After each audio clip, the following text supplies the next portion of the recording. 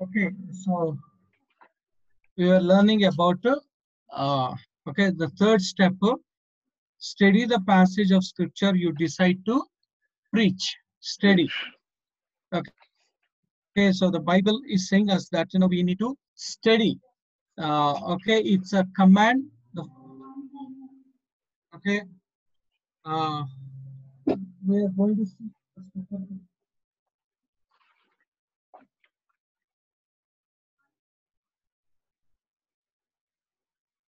Okay, we are going to see about the study the passage of scripture you decide to preach, and under this we have about the three main points are there. First one, it's a command. First one, it's a command, and second we see about the prerequisites, and third we see about the principles to guide your study. Principles to guide your study. So under this we are going to see about three main points. Number one is the commands. Number two is the prerequisites, and number three, it's about principles. Principles to guide your study. Principles to guide your study. We are going to learn. So under that, we come to the point of first one, which is 2 Timothy 2:15. Study to show thyself approved unto God, a workman that needed not to be ashamed, rightly dividing the word of God. The commands from God to study, and God commands diligent study. Okay, God commands diligent study. Bible is saying to us. So in this time, the first thing that we have to keep in mind, మొట్టమొదటి యొక్క విషయాన్ని మనము జ్ఞాపకం చేసుకోవాల్సింది దేవుని యొక్క వాక్యమును. దేవుడు మన నుండి ఆశించేది, దేవుడు మన నుండి కోరుకునేది ఏంటంటే ఆయన వాక్యమును మనము అభ్యాసము చేయాలి అని దేవుడు సెలవిస్తున్నాడు. దేవుని యొక్క వాక్యాన్ని మనము అభ్యాసము. సో దేని కొరకు దేవుని యొక్క వాక్యాన్ని అభ్యాసం చేయాలి? Why we need to study the word of God? So to study the word of God, the Bible says for the three reasons. మూడు కారణాలను బట్టి మనము స్టడీ చేయాలి. Okay, 2 Timothy 2:15. Study, first one, to show thyself approved unto God. Okay, so first it says that to show thyself approved unto God. To show thyself approved unto God. That's the first thing the Bible is saying to us. And we need to be approved by God. దేవుని చేత మనము యోగ్యులుగా ఎంచబడాలి అని దేవుని యొక్క వాక్యము సెలవిస్తున్నది. ఎందుకంటే దేవుని వాక్యాన్ని బోధించాలి, దేవుని వాక్యాన్ని మనము ప్రకటించాలి, దేవుని యొక్క వాక్యాన్ని మనం అందించాలి అంటే దేవుని యొక్క వాక్యము మనతో సెలవిస్తున్న ఒక మాట, దేవుడు మనల్ని యోగ్యులుగా ఎంచాలి అని మనం చూస్తాం. ఎందుకంటే అపోస్తలుడైన పౌలు ఆయన జీవితంలో ఆయన అనుభూతి చెందింది లేదా ఆయన గ్రహించింది ఏంటంటే దేవుని చేత అతడు ఎంచబడినట్లుగా మనము చూస్తా ఉన్నాం. ఒకసారి చదవండి, మొదటి తెస్సలోనిక 2వ అధ్యాయం 4వ వచనం. మొదటి తెస్సలోనిక 2వ అధ్యాయం 4వ వచనం. మొదటి తెస్సలోనిక 2వ అధ్యాయం 4వ వచనం ఒకసారి చదవండి. But as we were allowed of God to be put in trust with the gospel, okay, even so we speak, okay, not as pleasing men, not as pleasing men, but God, which trieth our hearts. Okay, but God. And ఒకసారి తెలుగులో చదవండి. సువార్తను మాకు అప్పగించుటకు యోగ్యులమని దేవుని వలన ఎంచబడిన వారమై మనుష్యులను సంతోషపెట్టు వారము కాక మన హృదయములను పరీక్షించు దేవునినే సంతోషపెట్టు వారమై బోధించుచున్నాము. ఓకే, సో దేవుని యొక్క వాక్యం మనకు సెలవిస్తున్న ఒక మాట, దేవుడు తన యొక్క గ్రంథంలో మనకు పలుకుతున్న ఒక మాట ఏంది అనంటే మనము దేవుని చేత యోగ్యులముగా అని మనము చూస్తున్నాం. మరి ఒకసారి మొదటి కొరింథీయులకు రాసిన పత్రిక 9వ అధ్యాయం, మొదటి కొరింథీయులకు రాసిన పత్రిక 9వ అధ్యాయము 16వ వచనము 17వ వచనం ఒకసారి చదవండి. నేను సువార్తను ప్రకటించుచున్నాను, నాకు అతిశయ కారణం లేదు. సువార్తను ప్రకటింపవలసిన భారం నా మీద మోపబడి ఉన్నది. అయ్యో, నేను సువార్తను ప్రకటింపకపోయిన యెడల నాకు శ్రమ. ఇది నేను ఇష్టపడి చేసిన యెడల నాకు జీతము దొరుకును, ఇష్టపడకపోయినను గృహ నిర్వాహకత్వపు ఓకే. సో అతను అక్కడ నాకు మనం అప్పగించెను. చదువు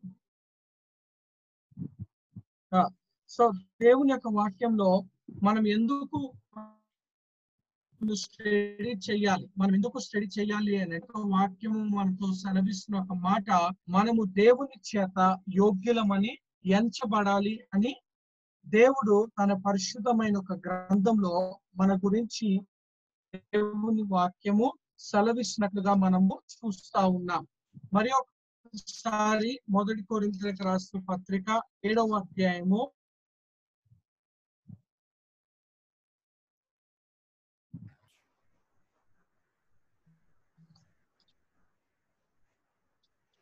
7:25 1 కొరింథీయులు కన్యకల విషయమై ప్రభు యొక్క ఆజ్ఞ నేను పొందలేదు గాని, నమ్మకమైన వాడనై ఇండుటకు ప్రభు వలన కనికరం పొందిన వాడనై నా తాత్పర్యము చెప్పుచున్నాను.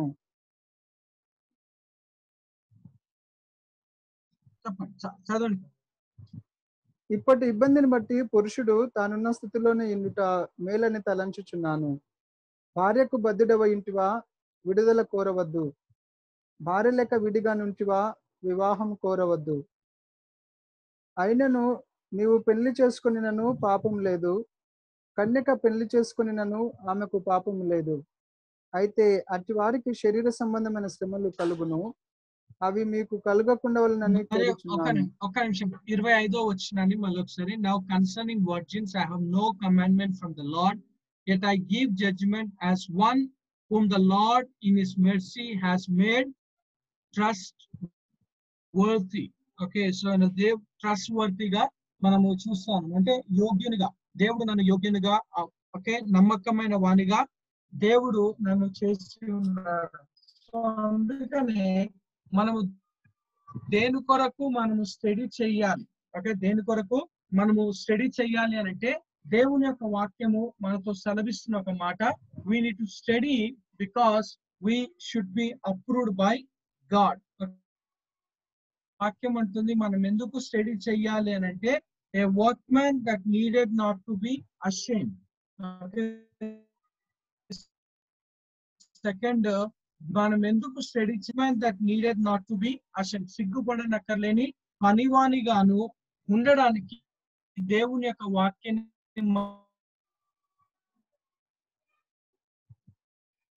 మనము to be ashamed. And third, it's truth. Okay, rightly dividing the word of truth. ఎందుకంటే 1 Corinthians chapter 10 verse 32 ప్రకారంగా, 1 Corinthians chapter 10 verse 32 ప్రకారంగా మనము చూసుకున్నప్పుడు దేవుని యొక్క వాక్యము మనకు సెలవిస్తున్న ఒక మాట. 1 Corinthians chapter 10:32. యూదులకైనను గ్రీసు దేశస్థులకైనను దేవుని సంఘమునకైనను అభ్యంతరం కలుగజేయకుడి. ఇలాగూ నేను కూడా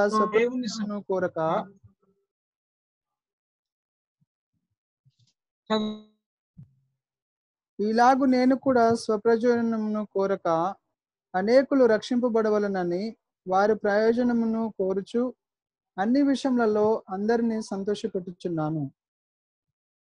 ఓకే, సో దేవుని యొక్క వాక్యం సెలవిస్తున్న ఒక మాట, rightly dividing the word of truth. సత్యవాక్యంను సరిగా మనము విభజించాలి లేదా ఉపదేశించాలి అని అంటే, ఏ విషయంలో మనం సరిగా ఉపదేశించాలి, ఏ విషయంలో అని అంటే, యూదులకైనను గ్రీకు దేశస్థులైనను దేవుని సంఘమునకైనను, అంటే దేవుని యొక్క వాక్యంలో ఎవరికి ఏది చెందుతుంది, ఎవరికి ఏది అందించాలి అన్న ఒక విషయాన్ని మనము గుర్తెరిగి దానిని మనము ప్రకటించవలసిన ఒక విషయముగా మనము చూస్తాము. సో దేవుని యొక్క వాక్యము మనకు పలుకుతున్న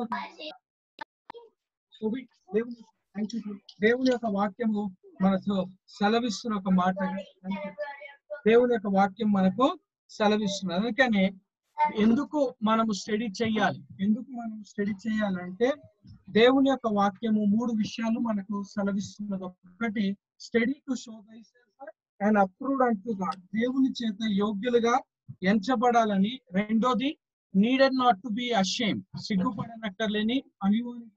మూడోది, సత్యవాక్యమును సరిగా విభజించువానిగా ఉండాలని దేవుని యొక్క వాక్యము మనకు సెలవిస్తున్నారు. సో ఈ మూడు విషయాన్ని బట్టి దేవుని యొక్క వాక్యాన్ని మనము అందించే వారిగా దేవుని యొక్క వాక్యాన్ని మనము స్టడీ చేయాలని సెలవిస్తున్నారు. Okay, so now we come to the point of why study is needed. Why study is needed అంటే okay, it requires study to understand difficult passages. It requires study to understand difficult passages. According to 2 Peter chapter 3 verse 16, 2 పేతురు 3వ అధ్యాయం 16వ వచనం ప్రకారంగా దేవుని వాక్యము మనకు సెలవిస్తున్న ఒక మాట, దేవుని వాక్యం మనకు సెలవిస్తున్న ఒక మాట, పౌలు రాసిన కొన్ని సంగతులు వాటిని అర్థం చేసుకున్నటకు కష్టముగా ఉన్నదని దేవుని యొక్క వాక్యం మనకు తెలియజేస్తుంది. ఒకసారి చదవండి 2 Peter chapter 3 verse 16. వీటిని గూర్చి తన పత్రికలన్నిటిలోనూ బోధించుచున్నాడు. అయితే వాటిలో కొన్ని సంగతులు గ్రహించుటకు కష్టమైనవి. వీటిని విద్యావిహీనులను అస్థిరులైన వారును తక్కిన లేఖనములను అపార్థము చేసినట్లు తమ స్వకీయ నాశనమునకు అపార్థము చేయుదురు.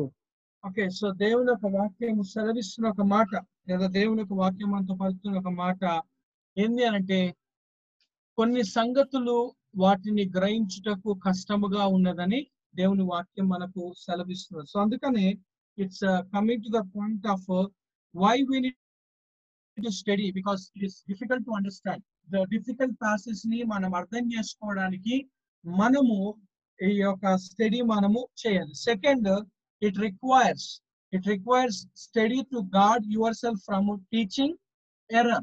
ఓకే, దేవుని యొక్క వాక్యం సెలవిస్తున్న ఒక మాట, దేవుని వాక్యం అంతా అంటున్న ఒక మాట, యేసు ప్రభు మత్తయి సువార్త 22వ అధ్యాయం 29వ వచనంలో ఆయన అంటున్న ఒక మాటను ఒకసారి చదవండి. మత్తయి సువార్త 22:29వ వచనం. అందుకు యేసు లేఖనములను గాని దేవుని శక్తిని గాని ఎరుగక మీరు పొరబడుచున్నారు. ఓకే, లేఖనములు గాని దేవుని శక్తి మీరు ఎరగక పొడబడుచున్నారు. అంటే దేవుని వాక్యాన్ని మనం తెలుసుకుంటే, దేవుని వాక్యాన్ని మనం ఎరుగుంటే, దేవుని వాక్యాన్ని మనము గ్రహిస్తే, దేవుని అంటున్న ఒక మాట, దేవుని యొక్క శక్తిని మనము తెలుసుకున్నారు. అదే మాట ఒకసారి యోహాను సువార్త లోపలి చదువు. యోహాను సువార్త 20వ అధ్యాయం. యోహాను సువార్త 20వ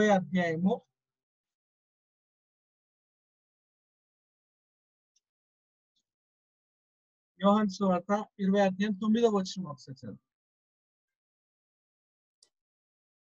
20:29 కదా సార్? 20వ అధ్యాయము 9వ వచనం.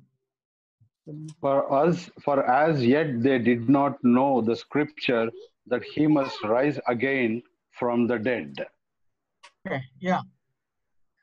So అక్కడ ఏమంటుందండి? ఆయన మృతులలో నుండి లేచుట అగత్యమను లేఖనము వారింకను గ్రహింపరైరి. అని దేవుని question. Like yet they did not know the scriptures. So yet they did not know the scriptures. So in order to know the scriptures, the Bible is saying, దేవుని యొక్క వాక్యము మనతో అంటున్న ఒక మాట, that's the reason to safeguard yourself from teaching error. తప్పుడు బోధలు బోధించుకోకుండా మనల్ని మనము భద్రపరుచుకున్నటకు దేవుని యొక్క వాక్యము మనము స్టడీ చేయాలని సెలవిస్తున్నారు. Third, it requires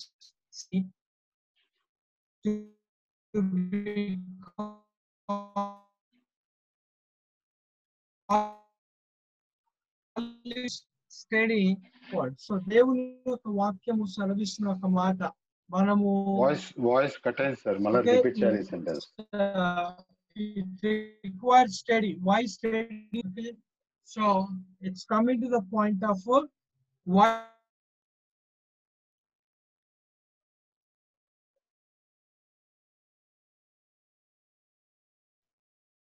it teach.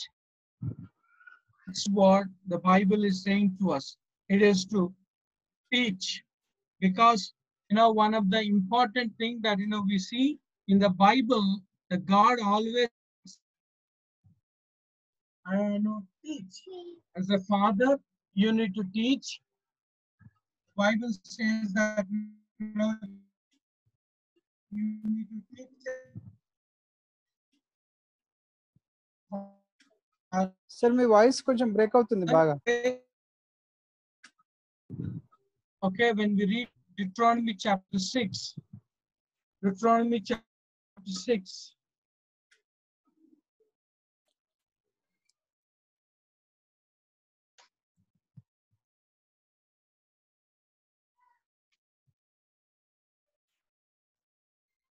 Deuteronomy chapter 6 verse 7. నీవు నీ కుమారులకును వాటిని అభ్యసింపజేసి నీ ఇంట కూర్చున్నప్పుడును త్రోవను నడిచినప్పుడును పండుకొనినప్పుడును లేచినప్పుడును వాటిని గూర్చి మాట్లాడవలెను. Okay, so you shall teach them diligently to your children. So, and as a father, you should teach the Bible. Is Bible chapter 11, Deuteronomy chapter 11. Deuteronomy chapter 11 verse 19. నీవు నీ ఇంట కూర్చున్నప్పుడు త్రోవను నడిచినప్పుడు పండుకొనినప్పుడు లేచినప్పుడు వాటిని గూర్చి మాట్లాడుచు వాటిని మీ పిల్లలకు నేర్పి నీ ఇంటి ద్వారబంధముల మీదను నీ గవునుల మీదను వాటిని వ్రాయవలెను.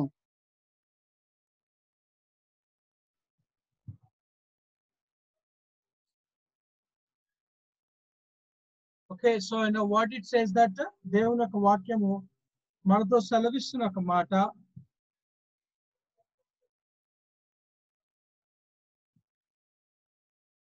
దేవుని యొక్క వాక్యము సెలవిస్తున్న ఒక మాట లేదా దేవుని యొక్క వాక్యము పలుకుతున్న ఒక మాట. It is to teach. Okay, the Bible is saying to us that is to teach. And okay, First Samuel chapter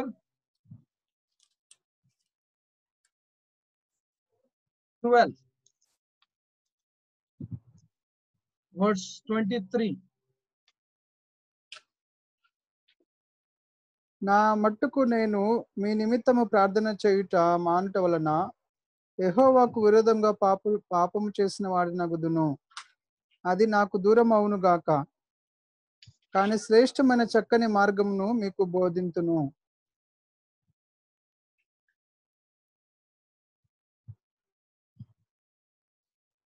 So that I will teach you the good and the right way. I will teach you the good and the right way. అనేసి దేవుని యొక్క వాక్యము మనకు సెలవిస్తుంది. I will teach you. It's coming to the point of I will teach you the good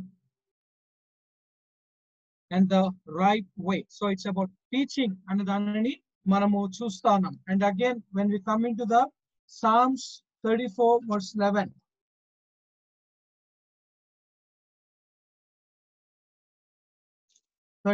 verse 11.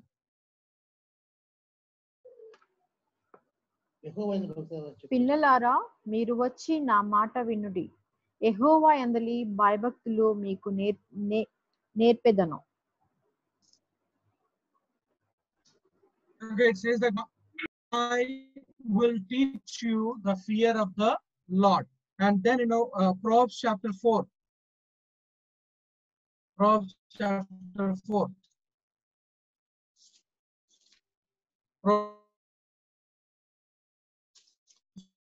Chapter 4 verse 11.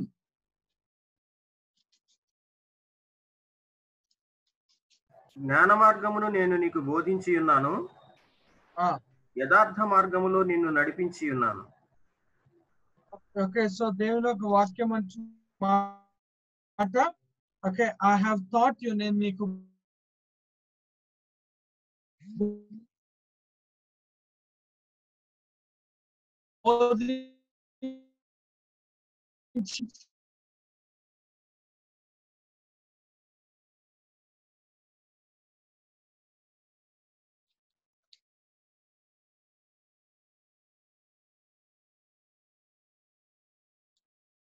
22వ అధ్యాయం 6వ వచనం. సామెతలు 22:6.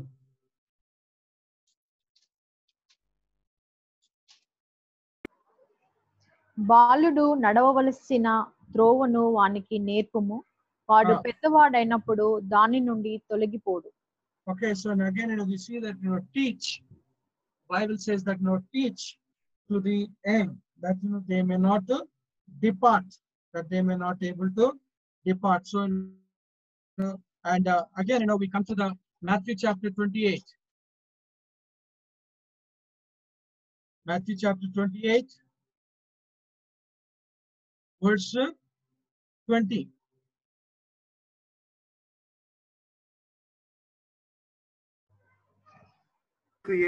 నేను మీకు ఏ ఏ సంగతులను ఆజ్ఞాపించితినో వాటన్నింటినీ గైకొనవలెనని వారికి బోధించుడి.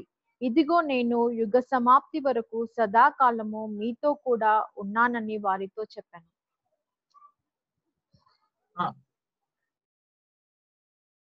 Teaching them to observe all these things that I have commanded you, and lo, I am with you always.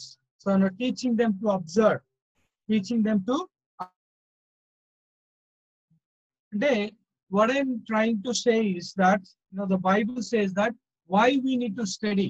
Why we need to study, and because study requires to be qualified to teach and preach. To teach and preach ga manamu chustam. So the Bible always says that as a preacher have to teach.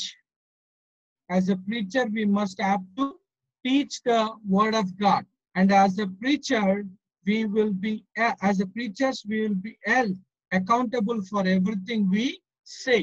Okay, దేవుని యొక్క వాక్యము మనతో సెలవిస్తున్న ఒక మాట, లేదా మనతో పలుకుతున్న ఒక మాట ఏమై ఉన్నది అంటే దేవుని యొక్క వాక్యము. So it is about we should be able to teach the word of God. దేవుని యొక్క వాక్యాన్ని teach చేయాలి. So it's about we have to teach and we have to preach. So as a teacher ga, as a preacher ga, the Bible says that you are accountable for everything we say, because we are accountable. The Bible says that we are accountable for the thing. Okay, so that's what James 3:1 lo antunnaduga, my brethren, be not many masters, knowing that we shall receive the greater condemnation. Matthew 5:19, whosoever therefore shall break one of these least commandments and shall teach men, so he shall be called the least in the kingdom of heaven. But whosoever shall do and teach them, the same shall be called great in the kingdom of heaven. And also Luke 12:48, for unto whomsoever much is given, of him shall be much required. So the Bible says that teaching is it is a gift, or teaching is a task which God has given, and as a teacher he is more accountable. దేవునికి లెక్క ఎక్కువ చెప్పవలసిన వ్యక్తిగా ఉన్నాడు అనేసి దేవుని యొక్క వాక్యము మనతో సెలవిస్తూ ఉన్నారు. సో అందుకనేసి దేవుని యొక్క వాక్యము మనతో సెలవిస్తూ, లేదా దేవుని యొక్క వాక్యం మనతో పలుకుతున్న ఒక మాట, it is that you should be very much careful, because you are more accountable to give God. Okay, you have to give account to God. Okay, now we come to the fourth one. Who are the people that studied in the Bible? Who are the people that studied in the Bible? So first is about Paul studied in the Paul studied. 2 Timothy chapter 4 verse 13. 2 Timothy 4:13.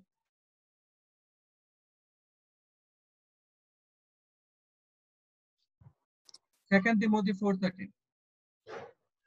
త్రోవల నీవు వచ్చినప్పుడు నేను త్రోయలో కరుపునొద్ద ఉంచి వచ్చిన అంగీని, పుస్తకములను, ముఖ్యంగా చర్మపు కాగితములను తీసుకొని రమ్ము.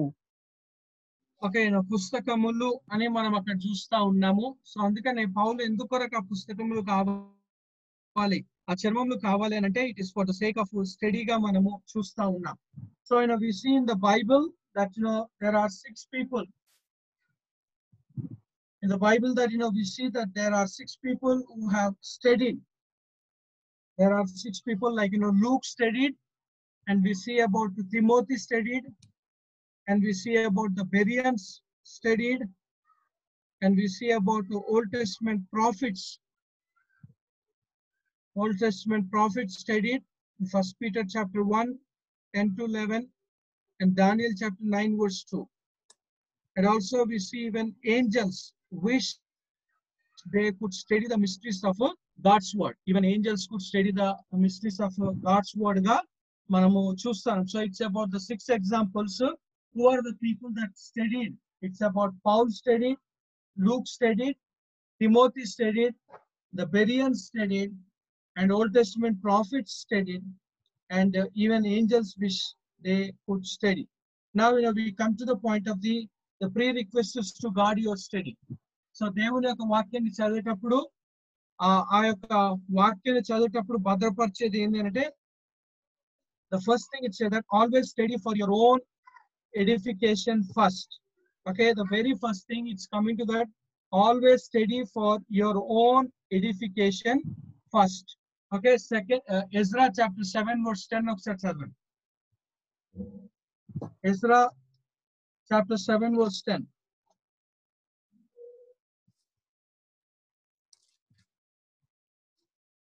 Ezra 7:10.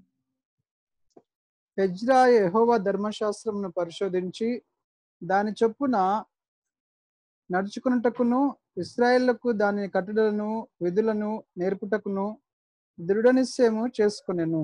Okay, so the Bible says that the Ezra prepared his heart.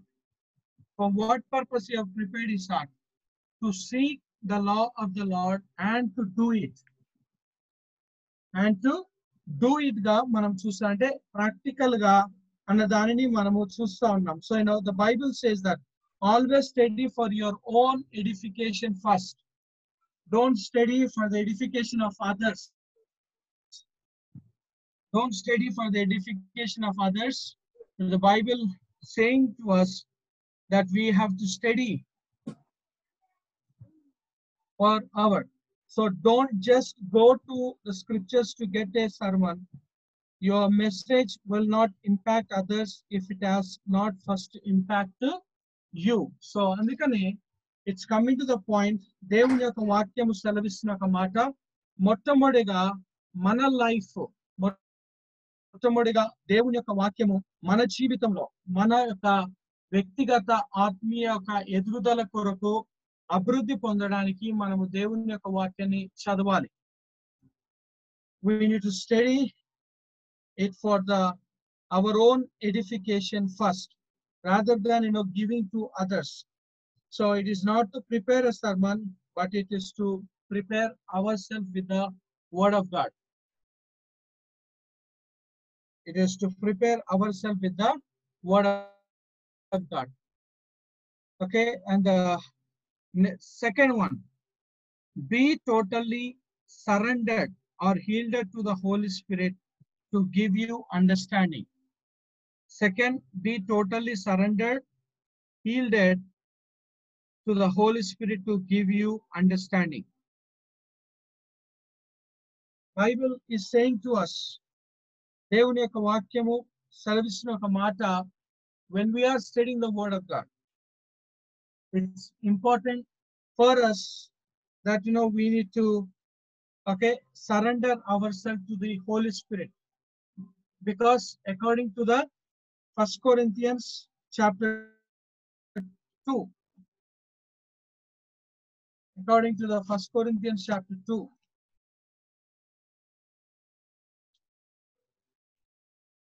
First Corinthians chapter 2, verse 12. దేవుని వలన మనకు దయచేయబడిన వాటిని తెలుసుకున్నపై మనము లౌకికాత్మను కాక దేవుని యొద్ద నుండి వచ్చు ఆత్మను పొంది ఉన్నాము. మనుష్య జ్ఞానము నేర్పు మాటలతో గాక ఆత్మ సంబంధమైన సంగతులలో సరిచూచుచు ఆత్మ నేర్పు మాటలతో వీటిని గూర్చి మేము బోధించుచున్నాము. ఓకే, ఆత్మ నేర్పు సంగతులుగా. సో అందుకని it's we have to surrender and we have to come to the Holy Spirit గా మనము చూస్తున్నాం. ఎందుకు అనంటే it's coming to the point of Okay, the Holy Spirit is the author of scripture. Holy Spirit is the author of the scripture ga. 2 Peter chapter 1, 20 and 21 lo. 2 Peter chapter 1. ఒకడు తన ఊహను బట్టి చెప్పుట వలన లేఖనములో ఏ ప్రవచనమును పుట్టదని మొదట గ్రహించుకునవలెను. ఏలైనగా ప్రవచనము ఎప్పుడును మనుష్యుని ఇచ్చను బట్టి కలగలేదు గాని మనుష్యులు పరిశుద్ధాత్మ వలన ప్రేరేపింపబడిన వారై దేవుని మూలంగా పలికిరి. ఓకే, పరిశుద్ధాత్మ ద్వారా ప్రేరేపింపబడి దేవుని మూలముగా దేవుని మూలముగా పలికిరి అని మనము చూస్తాము. సో పరిశుద్ధాత్మగా మనం చూస్తాం. అందుకనే the Holy Spirit is the author of scripture. So we have to come to Holy Spirit and we have to depend upon the Holy Spirit and we need to surrender ourselves to Holy Spirit ga manam chustam. The second point, the Holy Spirit is the guide into scripture. The Holy Spirit is the guide into scripture. John chapter 16 verse 13. అయితే ఆయన అనగా సత్యస్వరూపి అయిన ఆత్మ వచ్చినప్పుడు మిమ్మును సర్వసత్యంలోనికి నడిపించును. ఆయన తనంతట తానే ఏమీ బోధింపక వేటిని వినునో వాటిని బోధించి సంభవింపబోవు సంగతులను మీకు తెలియజేయును. Okay, so now we see about Holy Spirit guides us into scripture. ఎందుకంటే author కాబట్టి and we have to come to the Holy Spirit and we have to. Okay, the third one, the Holy Spirit is the teacher of scripture. Okay, John chapter 16 verse 14 and 15. ఆయన నా వాటిలోనివి తీసుకొని మీకు తెలియజేయును గనుక నన్ను మహిమపరచును. తండ్రికి కలిగినవన్నీ నావి, అందుచేత ఆయన నా వాటిలోనివి తీసుకొని మీకు తెలియజేయునని నేను చెప్పితిని. ఓకే, మీకు తెలియజేయునని నేను చెప్తున్నా అంటే Holy Spirit will come and Holy Spirit will teach అన్న దానిని మనము చూస్తా ఉన్నాం. Okay, the Holy Spirit will come and teach. That's what the Bible says. Okay, so it's coming to the next one. Before you can fully understand God's truth, the will of the student or the preacher must be surrendered to the will of the author, which is stated by R.A. Torrey, Dr. R.A. Torrey.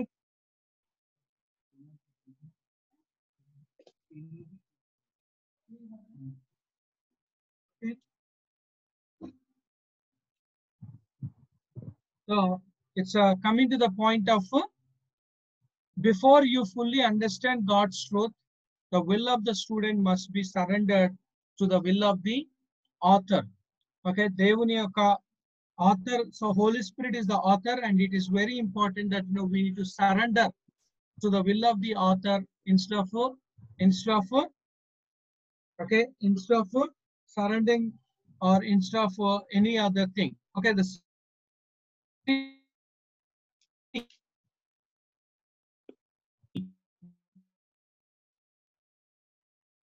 you must be willing to accept whatever God says. Are you willing? Is not what you were taught in the past.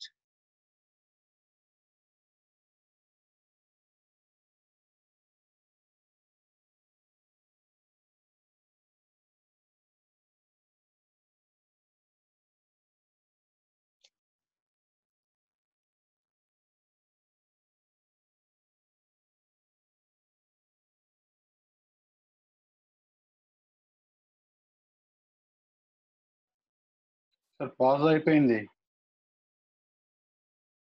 Hello,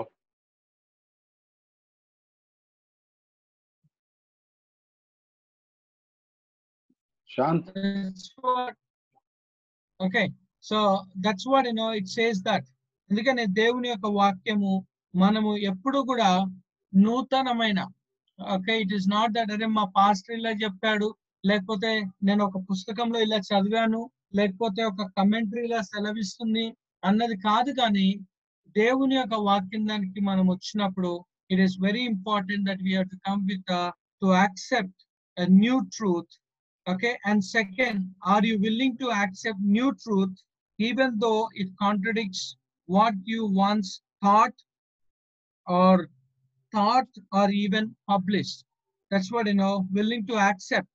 And third, are you willing to accept new truth even though you cannot totally understand it?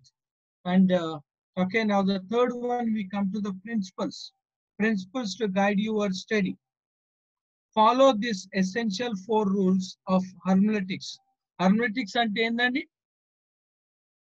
Hermeneutics is known as the art of interpretation or an art of explanation. It is to explain.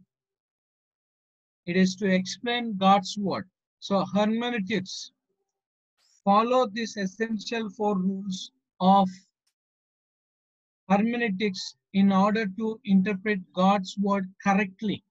In order to interpret God's word correctly. Okay, so 4 rules are there: literal principle, grammatical principle. Okay, so contextual principle, where we see it. Okay, so it's coming to the read. Follow these essential 4 rules of hermeneutics in order to interpret God's word correctly. Number 1, read the Bible literally. Read the Bible literally, normally, plainly. So opposite to this, don't allegorize. Don't allegorize the word of God. Don't spiritualize the word of God. For people, they always like to spiritualize everything that is there in the Bible.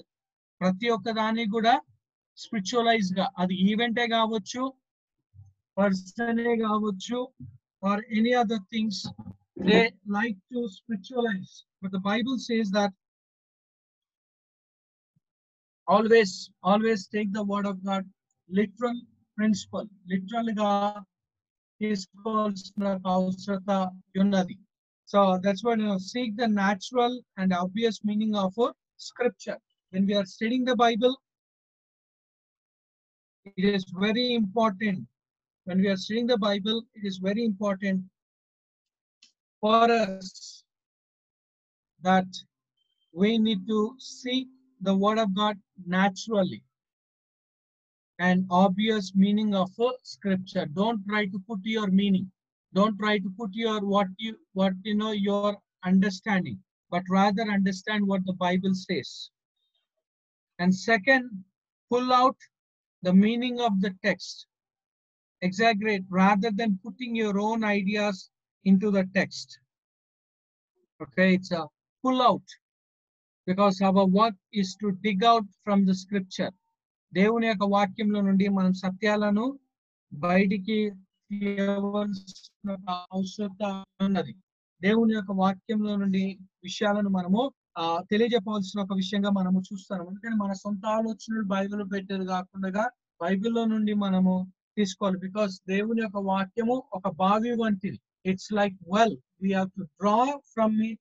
It's not that pouring back in to that. Okay, అందులో నుండి మనము తోడుకోవాలి కానీ తిరిగి పోసేది కాదు. And be aware of allegorization or spiritualizing scripture, and be aware of finding types that God never intended. So adi we see about the literal principle. Second, understand the context of the verses you are studying. The contextual principle. సంభాషణ దేవుని వాక్యంలో ఒక సంభాషణను మనము తెలుసుకోవాల్సిన ఒక అవసరత ఉన్నది.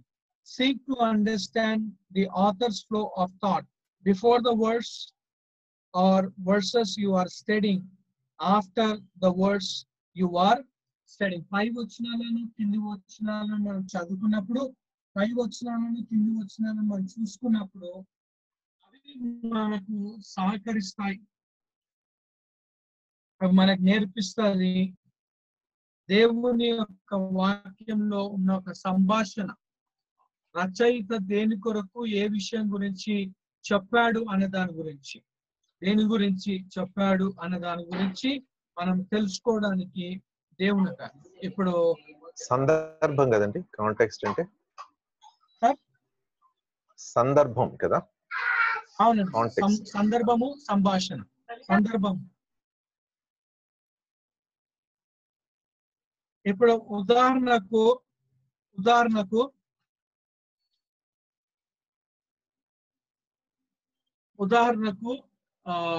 బహుశా మనం ముందుగానే మాట్లాడుకున్నట్టున్నాము. కీర్తనలు 137 ఒకసారి తీయండి.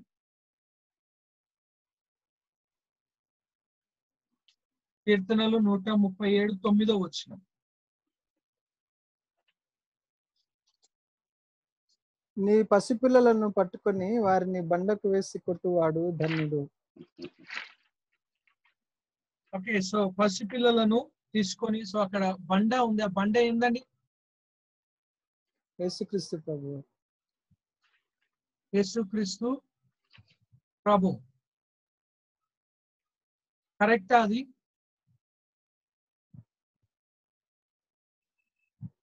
అంతేగా సార్, యేసుక్రీస్తు ప్రభు కదా సార్? కాదండి. శాంతి బ్రదర్ గారు, మీరు యేసుక్రీస్తు అని ఎందుకు అన్నారండి?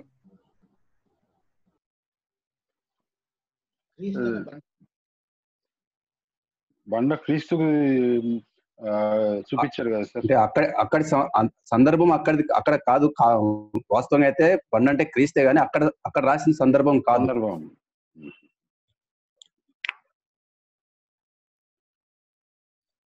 అక్కడ బండ ఉన్నది, ఆ సందర్భం క్రీస్తు కాదు. వేరే చోటైతే బండ అంటే క్రీస్తు. అంటే ఇప్పుడు ఇక్కడ ఏందన్నట్టు,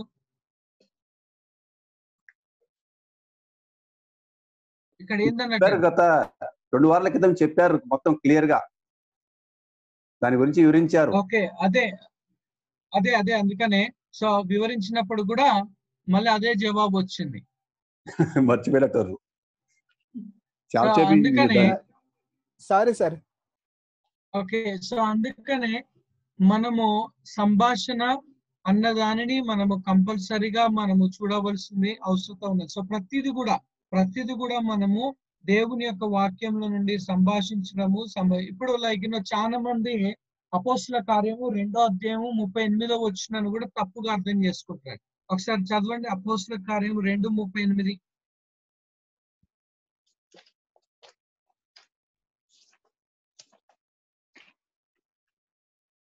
పేతురు, మీరు మారు మనసు పొంది పాప క్షమాపణ నిమిత్తము ప్రతివాడు యేసుక్రీస్తు నామమున బాప్తిసము పొందుడి, అప్పుడు మీరు పరిశుద్ధాత్మ అను వరము పొందుదురు. ఓకే, సో ఇక్కడ మనం చదువుకున్నప్పుడు పేతురు బాప్తిసం ఎందుకు వస్తుంది తీసుకోమన్నాడు? For holy spirit, to receive the gift of holy spirit. ఎందుకు తీసుకోమన్నాడు? బాప్తిసం తీసుకుంటే ఏం జరుగుతుంది? To receive the gift of holy spirit. ఇంకా పాప క్షమాపణ నిమిత్తము ప్రతివాడు యేసుక్రీస్తు నామమున. అంటే ఇప్పుడు చాలా చర్చెస్ చాలా denominations they has a wrong opinion upon this words. బాప్తిసం ఎందుకు తీసుకోమంటారండి? బాప్తిసము ఎందుకు తీసుకోమంటారు? The washing away of our sins and a new life, new creature. Yeah, can you basing on this word, so many people that they say that if you take baptism, your sins will be ni paapamunu washed away, sir. Is a dead, buried. ఈ వచనం ప్రకారం అపోస్తుల కార్యం 2:38 ప్రకారం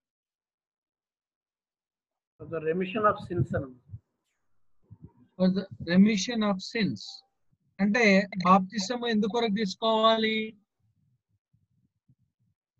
పాప విమోచన కొరకు బాప్తిసం. సో ఈ వచనాన్ని ఆధారం చేసుకొని చాలా మంది ఏమంటారంటే they give importance to baptism. They give importance to baptism in the sense to say, బహుశా మీలో ఎంతమందికి ఆ ఎక్స్పీరియన్స్ అయిందో లేదో, ఒక వ్యక్తి చనిపోతా ఉన్నాడు, చనిపోయే ముందుగా చాలా మంది ఏమంటారంటే ఇతనికి బాప్తిసం ఇస్తే పరలోక రాజ్యానికి వెళ్ళిపోతాడు, బాప్తిసానికి ఇస్తే దేవుని రాజ్యంలో అతడు ప్రవేశిస్తాడు అని చెప్పేసి చాలా మంది అనుకుంటా ఉంటారు. ఆ విధంగా బాప్తిసం కూడా ఇస్తా ఉంటారు. కానీ దేవుని యొక్క వాక్యము ఆ విధంగా సెలవిస్తుందా ఇక్కడ? లేదు. అవును సార్, అందుకే చెప్తున్నాడు, చాలా క్లియర్ గా చెప్తున్నాడు సార్. మారు మనస్సు పొంది పాప క్షమాపణ నిమిత్తము ప్రతివాడును, పాప క్షమాపణ నిమిత్తము ప్రతివాడును యేసుక్రీస్తు నామమున బాప్తిస్మము పొందుడి. ఓకే, సో అందుకని యేసుక్రీస్తు నామమున బాప్తిసం తీసుకుంటే ఏమైతుంది? అప్పుడు మీరు పరిశుద్ధాత్మను వరమును పొందుతారు. అప్పుడు మీరు పరిశుద్ధాత్మ యొక్క వరను పొందుతారు. కానీ ఇది ఇప్పుడు సంభాషణ ప్రకారంగా ఎప్పుడు పేతురు చెప్పాడు, ఎవరికి పేతురు చెప్పాడు?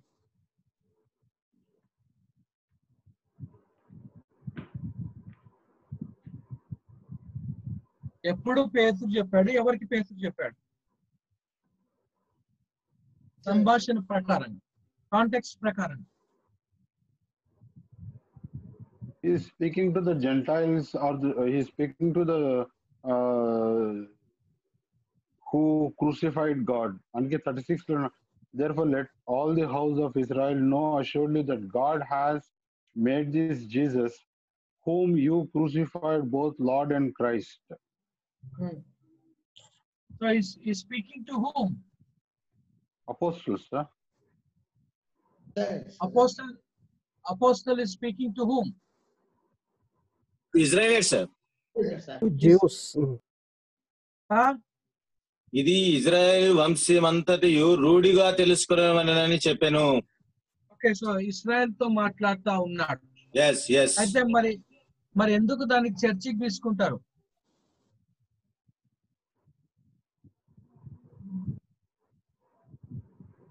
Why the people they take it for believers when it is talking? ఎందుకంటే దానికి జవాబు మనము 37వ వచనంలో చదువుకున్నప్పుడు అక్కడ ఏముందండి? 37వ వచనం ఒకసారి చదువు. Now when they heard this, they were cut to the heart and said to the Peter and rest of the apostles, men and brethren, what shall we do? Okay, now what shall we do? వాళ్ళు cut అయిపోయిన తర్వాత what shall we do అన్నప్పుడు ఆ ప్రశ్నకు జవాబుగా పేతురు ఆ ప్రశ్నకు జవాబును ఈ 38వ వచనంలో ఇచ్చాడు. ఎందుకంటే మీరు తప్పు చేశారు, మీరు యేసుక్రీస్తుని సిలువ వేశారు, అందుకనే అది మీరు పెద్ద పొరపాటు చేశారు. ఆ పాపమునకు ప్రాయశ్చిత్తంగా మీరు యేసుక్రీస్తు నామమున బాప్తిసం తీసుకోండి, అప్పుడు యేసుక్రీస్తు ద్వారా మీరు పాప క్షమాపణ పొందుకొని రక్షణ పొందుకుంటారు అని చెప్పేసి. అంటే కాంటెక్స్ట్ చూడండి అక్కడ. See the context for everything that we speak. For everything that we speak, it is very, very important that we have to look for the context. We have to look for the context. Context ni manam eppudu kuda ardham chesukovali. There are people who always quote the scriptures. There are people who always quote the verses without looking into the context. Context ni చూడకుండగా అక్కడ జరుగుతున్న సందర్భము సంభాషణ ఏమై ఉన్నదనే దానిని పట్టించుకోకుండా వాక్యాన్ని ఎత్తి పట్టుకొని దాన్ని వాగ్దానంగా చేసుకుంటారు. వాక్యాన్ని ఎత్తి పట్టుకొని దానిని వాళ్ళు చెప్తా ఉంటారు. అది దేవుని యొక్క వాక్యానికి మనము అన్యాయం చేసినట్లుగా ఉంటుంది. ఇప్పుడు ఉదాహరణకు చాలా మంది ఏమంటారంటే ఫిలిప్పీయులకు రాసిన పత్రిక 4:13 అంటారు, నన్ను బలపరచువానందు నేను సమస్తము చేయగలుగుతాను. I can do all things through Christ who strengthens me అనేసి మనం అంటా ఉంటాం. కానీ పౌలు అది ఏ సందర్భంలో అన్నాడు? ఎలాంటి విషయంలో పౌలు అన్నాడు? ఎలాంటి విషయంలో పౌలు అన్నాడు? ఏ సందర్భంలో పౌలు అన్నాడు? ఎలాంటి విషయంలో పౌలు అన్నాడు?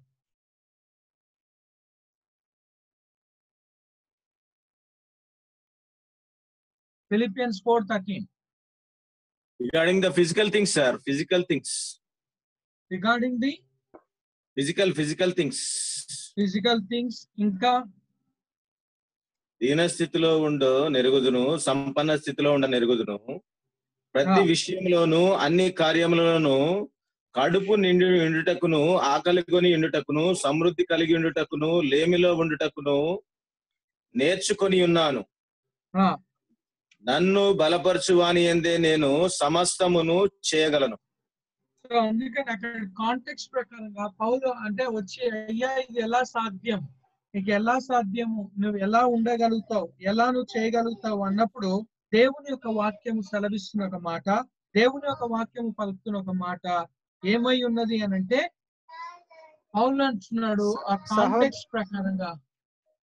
సహోదరులారా, నేను ఇదివరకే పట్టుకొని ఉన్నానని తలంచుకున్నాను, అయితే ఒకటి చేయుచున్నాను.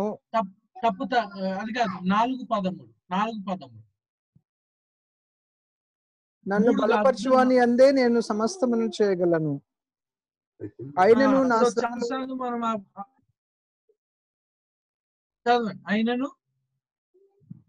నా శ్రమలో మీరు పాలు పుచ్చుకున్నది మంచి పని. ఇశ్రాయేలులారా, సువార్తను నేను బోధింపనారంభించి మాసిదోనియాలో నుండి వచ్చినప్పుడు ఇచ్చు విషయంలోను పుచ్చుకునే విషయంలోను మీరు తప్ప మరి ఏ సంఘపు వారును నాతో పాలువారు కాలేదని మీకే తెలియను.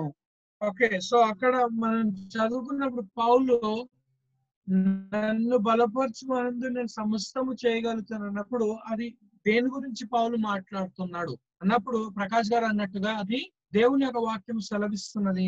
అక్కడ ఆ కాంటెక్స్ట్ ప్రకారంగా మనం చూసినట్లయితే it is about content and satisfied life. Content and satisfied life గా మనము చూస్తా ఉన్నాం. సో అందుకనే దేవుని యొక్క వాక్యాన్ని మనము కంపల్సరీగా కాంటెక్స్టువల్ ప్రిన్సిపల్, దేవుని యొక్క వాక్యాన్ని మనం పై వచ్చినని కింది వచ్చినని కంపల్సరీగా చదువుకున్నప్పుడు అక్కడ ఒక సంభాషణ సందర్భాన్ని మనము గుర్తెరగడానికి వీలుకరంగా ఉంటుంది. So that's the reason it is coming to the point of book lock వచ్చినప్పుడు understand the context of the verses you are studying, the contextual principle. Seek to understand the author's flow of thought before the verse or verses you are studying and after the verse or verses you are studying. A text without a context is a pretext. Text without a context is a pretext గా మనం చూస్తాం. అందుకనే కంపల్సరీగా context ని మనం చూడాలి. దేని గురించి మాట్లాడింది అన్న ఒక దానిని కంపల్సరీగా మనం చూడవలసిన ఒక అవసరత ఉన్నది. And now the third principle consistently follow rules of grammar as you study. The grammatical principle. Seek to understand the verbs. Tense, time, when of the action. Is it past, present or future? Okay, past, present or future. Future అనదని షెడ్ పిల్లని మనం చూస్తా ఉన్నాం. Is వచ్చేసరికి is వస్తే is and are it is for the present. Was and were it is for the future, past tense గా మనము చూస్తా ఉన్నాం. సో అందుకనే it's all we have to look into that. It's about the tense ని మనం చూడాలి. Second mood or mode. How of the action? Is it a real action, desired action or potential action? And voice, the who of the action. Is it voice, active voice, passive voice. Active voice, passive voice is the subject of the words doing the action or receiving the action.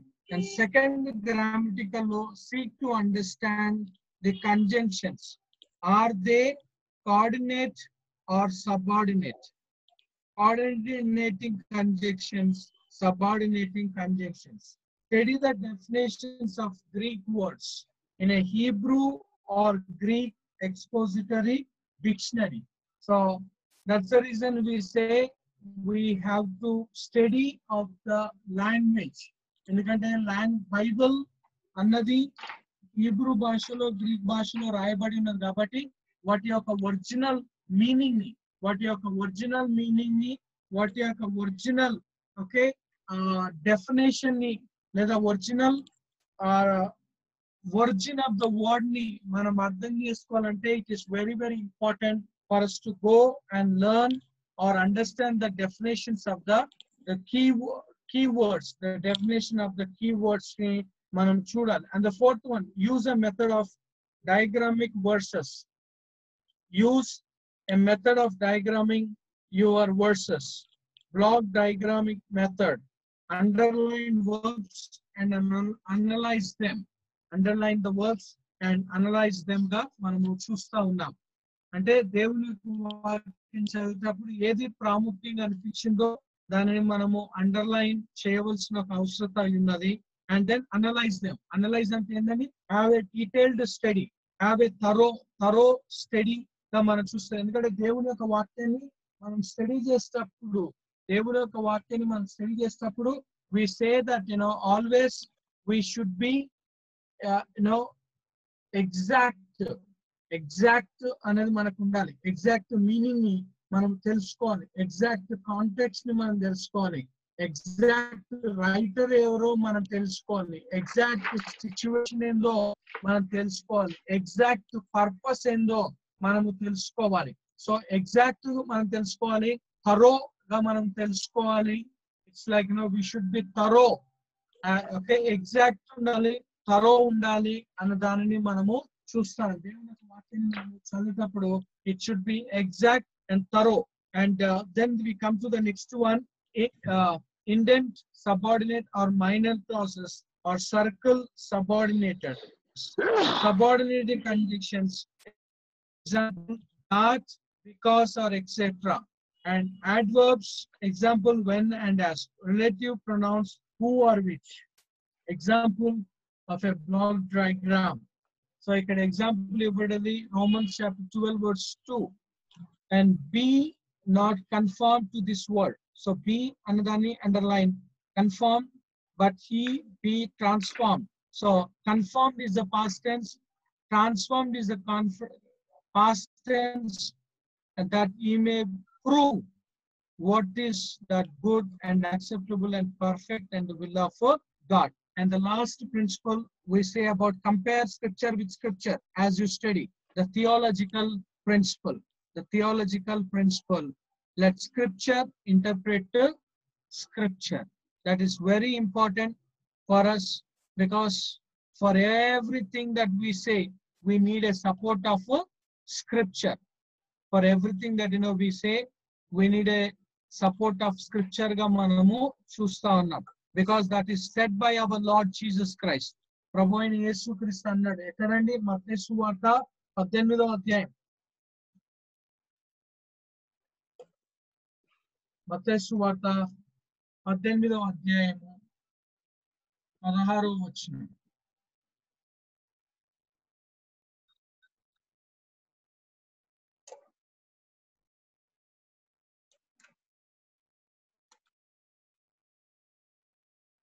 అతడు వినిన ఎడల ఇద్దరు ముగ్గురు సాక్షుల నోట ప్రతి మాట స్థిరపరచబడినట్లు నీవు ఒక్కరిద్దరిని వెంటబెట్టుకొని అతని యొద్దకు పొమ్ము. అతడు వారి మాట ఓకే, సో అక్కడ ఏముందండి? ఒకరు ఇద్దరు అని మనం చూస్తాను. So by the mouth of two or three. So let scripture interpret scripture. So మనం ఏదన్నా సిద్ధాంతం మనం చేసిన, ఏదన్నా ఒక విషయాన్ని బైబిల్లో నుండి మనం బోధిస్తున్నప్పుడు, మనం చెప్తున్నప్పుడు వాక్యము వివరించవలసిన ఒక అవసరత ఉన్నది. ఎందుకంటే ఇదే మాట దేవుని వాక్యంలో ద్వితీయోపదేశ కాండంలో నుండి తీసుకున్నట్లుగా మనం చూస్తాం. ద్వితీయోపదేశ కాండము 19వ అధ్యాయం 15వ వచనం. ద్వితీయోపదేశ కాండము 19వ అధ్యాయం 15వ వచనం.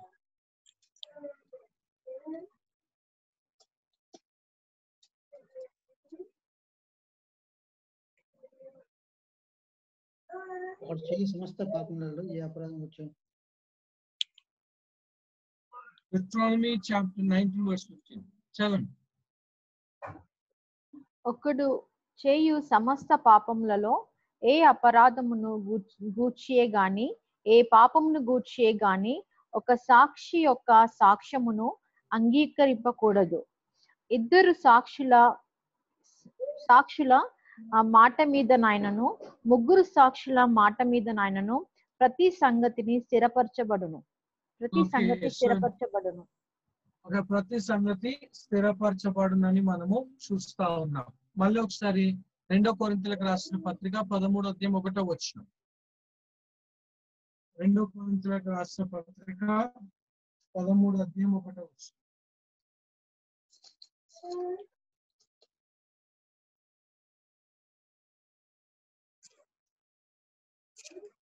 ఈ 3వ శ్లోకం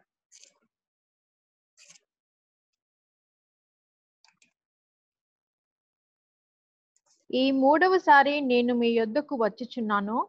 2-3 సాక్షుల నోట ప్రతి మాటయు స్థిరపరచబడవలెను. ఓకేనా? 2-3 సాక్షుల ఎదుట ప్రతి మాట స్థిరపరచబడను. అంటే ఎందుకు ఈ మాట నేను చెప్తున్నానంటే, బైబిల్లో ఒక మాటను మనం మాట్లాడుతున్నప్పుడు ఆ విషయము అన్నది ఇతరుల కూడా, ఇతరుల పుస్తకంలో గాని ఇతరుల రచయితలు గాని దానిని దాని గురించి కూడా వాళ్ళు ప్రస్తావించవలసిన ఒక అవసరత ఉన్నది.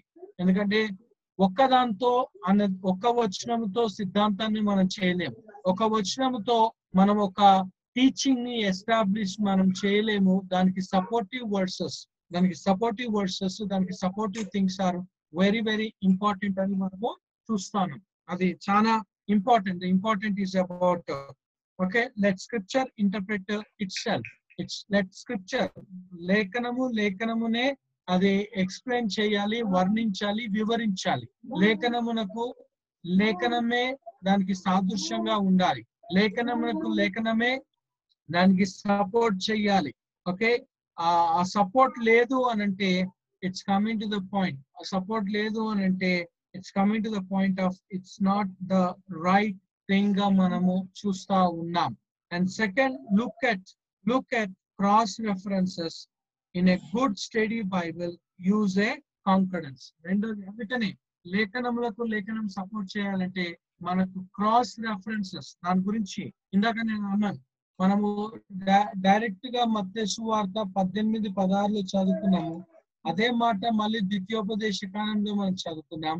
అదే మాట మళ్ళీ మనము ఈ యొక్క 2 కొరింథీయులకు రాసిన పత్రిక 13వ అధ్యాయంలో మనము చదువుకొని ఉన్నాం. అంటే దానికి సపోర్ట్ గా మనకు రెఫరెన్సెస్, క్రాస్ రెఫరెన్సెస్ లో నుండి మనం తీసుకొని ఉన్నాం.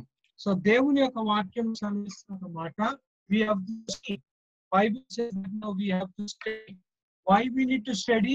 Because study requires 3 things గా మనము చూసుకొని ఉన్నాం. Study requires 3 things గా మనము చూసుకొని ఉన్నాం.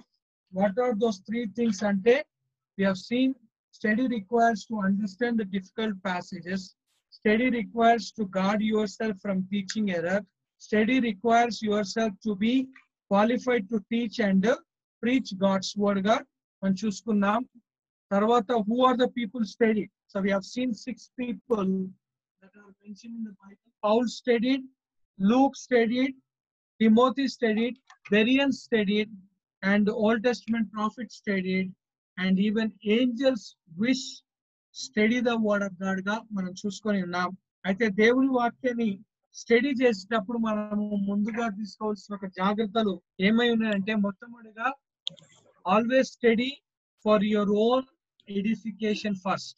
మొట్టమొదటిగా నీవు ఆత్మీయంగా ఎదగడానికి, నీ కొరకు నీవు బలపరచబడ్డానికి దేవుని యొక్క వాక్యాన్ని మనము చదువుకోవాల్సిన ఒక అవసరం ఉన్నది. రెండోది, మనము be totally surrendered to the Holy Spirit to give you understanding. పరిశుద్ధాత్మ దేవునికి మనము పూర్తిగా సమర్పించుకోవాలి. ఎందుకంటే బైబిల్ రాయబడినది పరిశుద్ధాత్మ దేవుని ద్వారా. Author is the Holy Spirit, and guide is the Holy Spirit, and the teacher is the Holy Spirit. కాబట్టి పరిశుద్ధాత్మ దేవునికి మనం సమర్పించుకోవాలి. తర్వాత, you must be willing to accept whatever God says.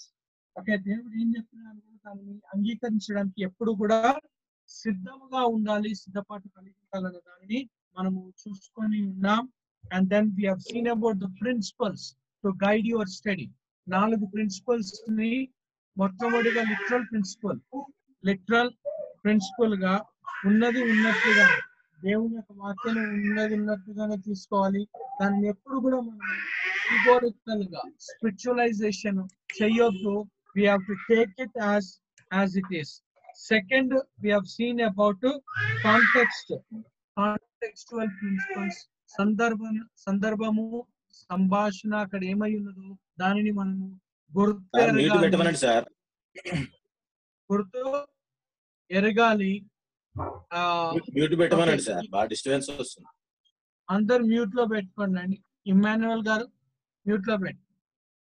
Okay, so we come to the point of and the third is about the grammatical principles. So grammar lo words చూడాలి, తర్వాత mood చూడాలి, తర్వాత మనము ఈ యొక్క కంజంక్షన్స్ ని మనము చూడవలసిన అవసరం ఉన్నది. ఆ తర్వాత we have seen about theological principle లో let scripture interpret itself. So లేఖనమే, అందుకని మనము ఎవరు ఏది మాట్లాడినా అది 2-3 సాక్షులు మనకు ఉండాలి. అంటే పౌలు ఏమన్నాడు దాని గురించి, మోషే ఏమన్నాడు దాని గురించి, లేదా వేరే వాళ్ళు ఆ యొక్క విషయం గురించి ఏమని వాళ్ళు దానిని అంగీకరించారా అంగీకరించలేదా, వాళ్ళు దానిని యాక్సెప్ట్ చేశారా లేదా అన్న దానిని మనం చూడవలసిన అవసరం ఉన్నది. అండ్ దాని అంతేకాకుండా look at cross references in a good study Bible. Cross references ని మనం చూడాలి, లేదా ఈ యొక్క స్ట్రాంగ్ కాంకర్డెన్స్ కూడా మనము కలిగి ఉన్నప్పుడు దాన్ని బేస్ చేసుకొని, ఆ స్ట్రాంగ్ కాంకర్డెన్స్ ని కలిగి ఉన్నప్పుడు దాన్ని బేస్ చేసుకొని మనము దేవుని యొక్క వాక్యంలో ఆ వచనాలు, దానికి సరిపడ ఒక వచనాలు ఆ యొక్క విషయం గురించి ఎక్కడెక్కడ ఉన్నాయని దానిని మనం చూడడానికి మనకు సులువుగా ఉంటుంది. And that's what it's coming, and that leads us to the fourth principle. Okay, fourth principle మనము చూడబోతున్నాం. దేవుని యొక్క వాక్యాన్ని ప్రసంగము సిద్ధము చేసే దాంట్లో. సో ఫస్ట్ ప్రేయర్ చూసాం. Second, we have seen about select the passage. Third, we have to study the passage. మనం తీసుకున్న ఒక వాక్య భాగంని దానిని మనము చేయాలి, అధ్యయనం మనం చేయాలి అనే దాని గురించి మనము చూస్తున్నాము. Now we come to the fourth one, pull out principles గా మనము చూస్తాం. Pull out principles from the scripture you decide to preach. Pull out. So అందుకనే వాక్యంలో నుండి మనము బయటికి తీయాలి. It is our responsibility, it is our duty is to dig out the hidden things. Okay, దాచబడిన ఒక విషయాలను, దేవుని వాక్యంలో ఉన్న ఒక సత్యాలను, దేవుని వాక్యంలో ఉన్న ఒక విషయాలను మనము బయటికి తీయవలసిన వారంగా ఉన్నాం. దేవుని యొక్క వాక్యం నుండి సత్యాలను, దేవుని యొక్క వాక్యం నుండి ఒక వాస్తవాలను మనం అందుకనే pull out principles. We need to, okay, we have to వాక్యంలో నుండి సత్యాలను గాని విషయాలను గాని మనం ఏమనుకున్నామా కాదు, ఏం అర్థముందా అన్నది కాదు, కానీ దేవుని యొక్క సత్యాలు ఉన్నాయా విషయాలు సెలవిస్తుంది అన్న దానిని మనము ఆలోచించవలసిన ఒక విషయం. వాటిని responsibility is to see the things what we are looking. విషయాలు అవి వాక్యంలో దాని ప్రకారంగా మనము వాక్యాన్ని ప్రకటించే వారిగా లేదా స్థాపించే వారిగా. So now we come to the pull out principle from scripture you decide to preach. Now we come to the point of what is scriptural principle. What is scriptural principle? A scriptural principle is under the law given from God and designed to either teach, instruct or comment. So scriptural and scriptural it is a principle precept. చాలా మీ video ఆపే సేపు మాట్లాడు. మీ video ఆపే మాట్లాడు.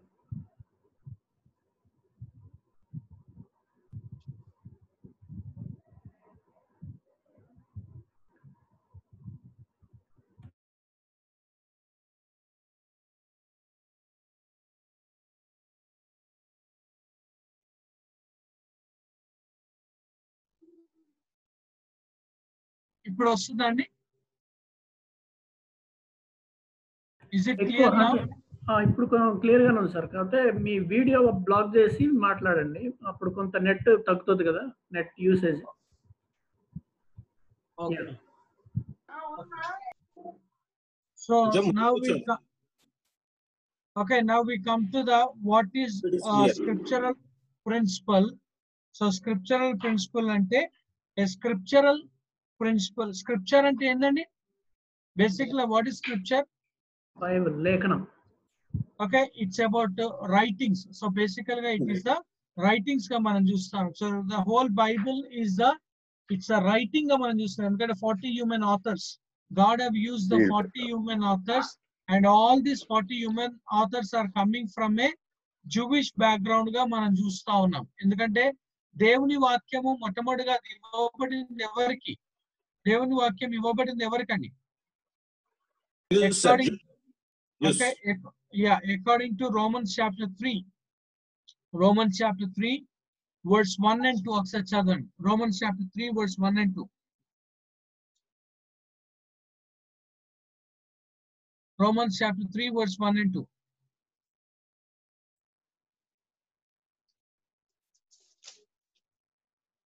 అట్లయితే యూదునికి కలిగిన గొప్పతనమేమి, సున్నతి వలన ప్రయోజనమేమి? ప్రతి విషయమందును అధికమే మొదటిది, దైవోక్తులు యూదుల పరము చేయబడెను. ఓకే, దైవోక్తులు యూదుల పరము చేయదు. Oracles were given to the Jews. So అందుకనే 40 human authors that we see are coming from the Israel or Abraham యొక్క సంతానం నుండి వచ్చిన వారుగా మనము చూస్తా ఉన్నాం. సో వీరికి దేవుడు ఈ 40 human authors ని God enabled them to write. It's a God who had enabled them to write. So that's what the scriptural principle is a precept or fundamental law given from God and designed to either teach or exhort, instruct or comment. So it's a fundamental law given from God. So దేవుడు దానిని ఒక fundamental గా మనము కంపల్సరీగా పాటించాలి అనేది దేవుడు అనుగ్రహించున్నాడు. And the second, in other words, a scriptural principle is simply a significant timeless truth. Okay, it's a significant timeless truth ga manamu chusta unnam. First thing, it's a significant truth is not trivial but a statement with meaning and application for everyone. Okay, దేవుని యొక్క వాక్యము అది significant అయి ఉన్నది. ఎందుకు అనంటే it is the statement with meaning. దేవుడు ఏది ఇచ్చినాను కూడా it's a meaning. It is not meaningless. ఎటువంటి ఒక అర్థము లేకుండా కాకుండా అర్థముతో ఉన్నది. తర్వాత అప్లికేషన్ ఫర్ ఎవ్రీ వన్. దేవుని యొక్క వాక్యము ప్రతి ఒక్కరు కూడా దానిని అప్లై చేయవలసిన ఒక అవసరత ఉన్నది. So there is no exclude of the people, there is no exclude of the things. It's everyone have to obey, everyone have to follow, everyone have to believe what it says. So, and also the second one, it's a timeless truth. It's a timeless truth, is an eternal truth, not bound by time. It is a universal truth for every age, every dispensation, or every generation. Example, it is not limited to the Old Testament. So దేవుని యొక్క వాక్యము, it is about a universal truth. It's a universal truth for every age. Every age లో మనము చూస్తా ఉన్నాం. And also dispensation. How many dispensations are there? How many dispensations? Seven. Can you name it? Yes, sir. Choose chapter. Yeah. Yeah, the dispensation of innocence. Yeah, innocence, conscience, and human government. Dispensation of promise, dispensation of law, and dispensation of Israel. The church dispensation, next tribulation, millennium, and eternity. Okay, so basically, of course, you told me about the division. division of the Bible. Division of the Bible చెప్పారు. Dispensation గా okay, it's about dispensation, innocence, conscience, province, law, human government.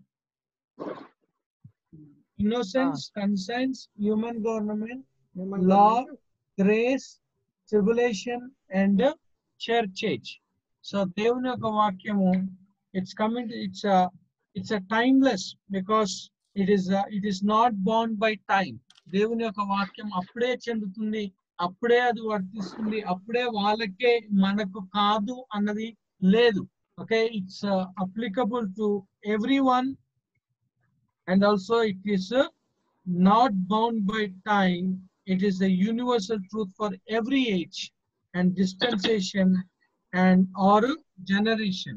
Okay, because the Bible is known as a book of generation. Okay, ఒకసారి చదవండి. Genesis chapter 1. Genesis chapter 1. Sorry.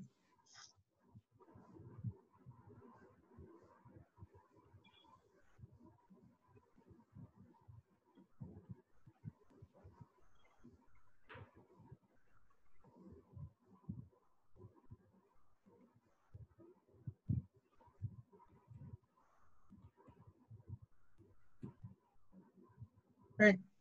Can you read? Bible is known as the book of generations. Okay, Genesis chapter 2 verse 4.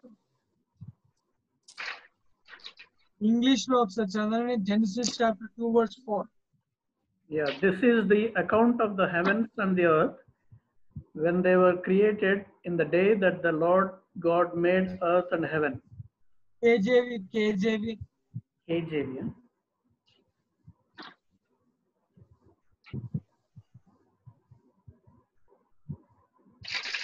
Genesis 2:4. These are the generations of the heavens and of the earth, and they were created. Okay, so generation. Okay, generations. You see this as the generations. And chapter 5 verse 1. 5:1. Yeah, one second. This is the book of the. This is the book of the generations of Adam. Okay, Genesis 6:9. 6:9. Yeah, these are the generations of Noah. Okay, so these are the generations of Noah. Genesis 9:12. Genesis 9:12.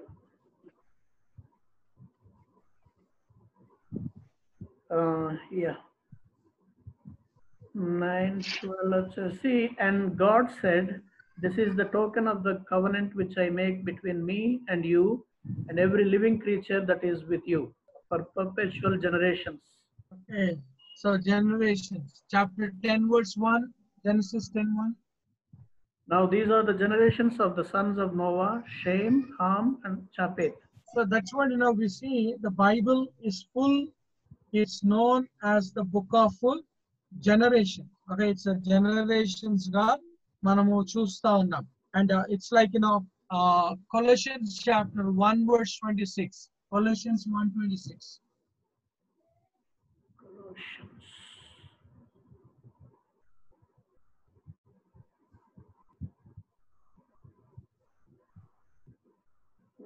1:6 26. Oh.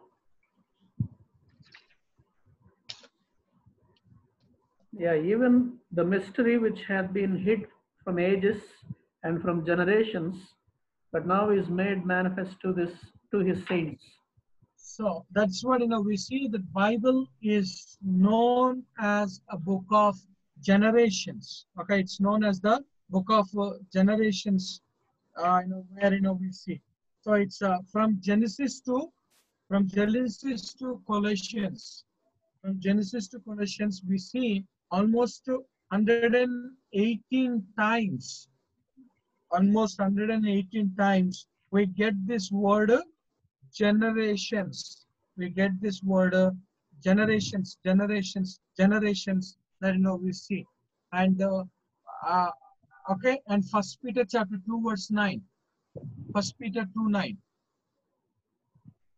First Peter 2:9. 2:9. Yeah. But ye are chosen generation.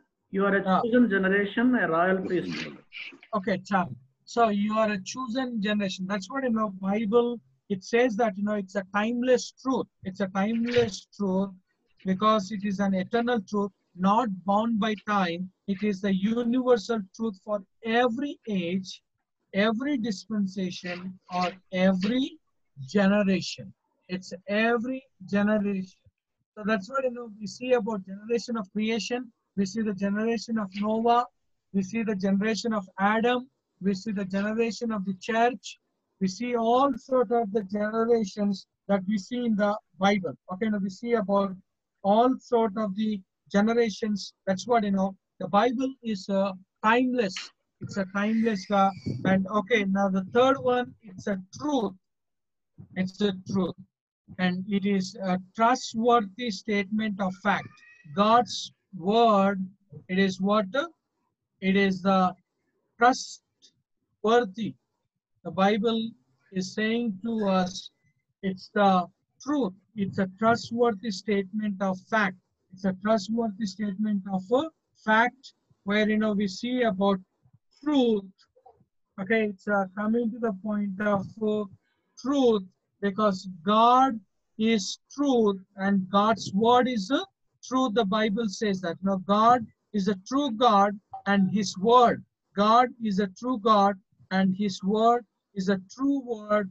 The Bible is saying to us. Okay, so that's what all truth is from God and all from God is the truth. The Bible says that God is truth. God is truth and God's word is truth. Okay, now God being a truth and God's word is the truth. It's that we have to understand and we have to believe. We have to understand and we have to believe that God is truth and God's word. God is truth and God's word is truth because that's the attribute of God. We see about God is a God of truth. Okay, Deuteronomy chapter 32 verse 4. Deuteronomy chapter 32 verse 4.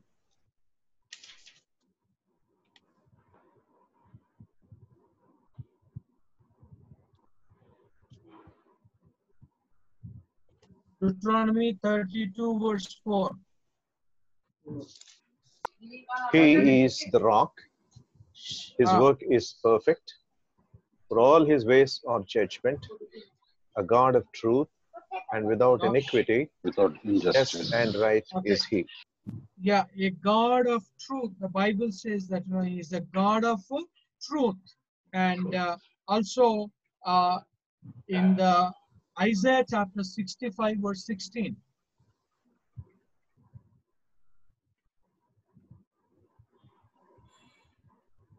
Isaiah chapter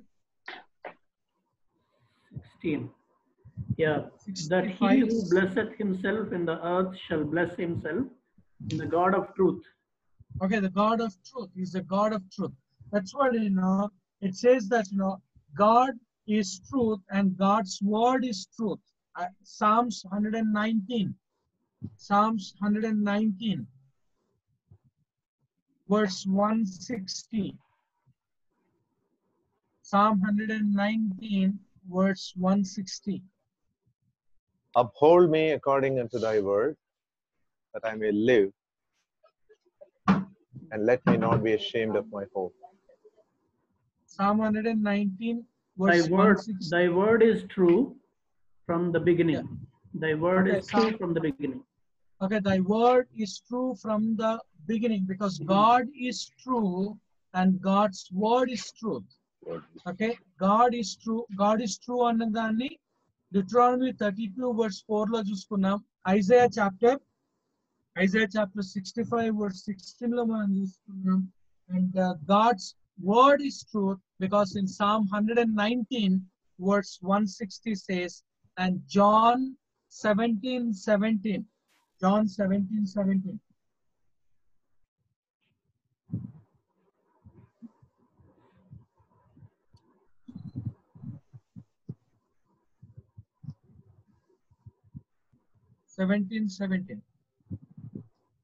Yeah. John 17:7. Sanctify them Sanctif- through thy truth. Thy word is truth. Thy word is truth. God's word is truth. Okay, God's word is truth. That's what, it says that, a truth is a trustworthy statement of fact. All truth is from God, and all from God is a truth, because God is truth and God's word is a truth. Okay, God's word is a truth. Every truth discovered in the Bible will in no way contradict truth taught elsewhere in the scripture. Okay, every truth discovered in the Bible, not from the Bible. Okay, see that. Every truth discovered in the Bible, because we need to discover from where? We need to discover from where? From the Bible only. We need to discover From the Bible. in the Bible. In the Bible. In the Bible. In the Bible. Okay, discover everything in the Bible, not from the Bible. I believe you understand the difference in the Bible from the Bible. Can you explain that, sir? Okay, so it is like, there are people who try to say the things thinking that, they have discovered it in the Bible. But, they try to discover those things from somewhere else, from some other people. Vere వాళ్ళ నుండి, వేరే theologians నుండి, వేరే books నుండి, వేరే denominations నుండి, from the denominations, they try to share or they try to tell the things. But, the Bible is coming to the point and says that we have to come to the point and we have to say, is it there in the Bible? బైబిల్లో ఉందా? బైబిల్లో నుండి నువ్వు చెప్తున్నావా? బైబిల్లో నుండి నీవు బయలుపరుస్తున్నావా అన్నది మనకు important. Because always Jesus Christ said about that. Jesus Christ always he said that it is said about me in the scripture. So that's what every truth discovered in the Bible will no way contradict truth taught elsewhere in scripture. Okay, so elsewhere in scripture. So because God is true and God never says lie and God's word never contradicts. God's word never contradicts. For an example, we come to the, we come to the book of Romans. We'll come to the Romans. Okay, we come to the book of Romans. Romans ki manam vachinappudu, it's like chapter 4 verse 1 and 2.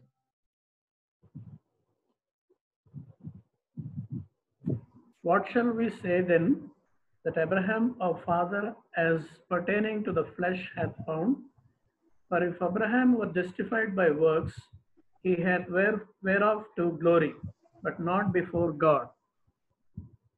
Yeah, verse 3 also. Shall I continue? Yes, verse 3. For what saith the scripture? Abraham believed God, and it was counted unto him for righteousness. Okay, so now here we see what is given importance.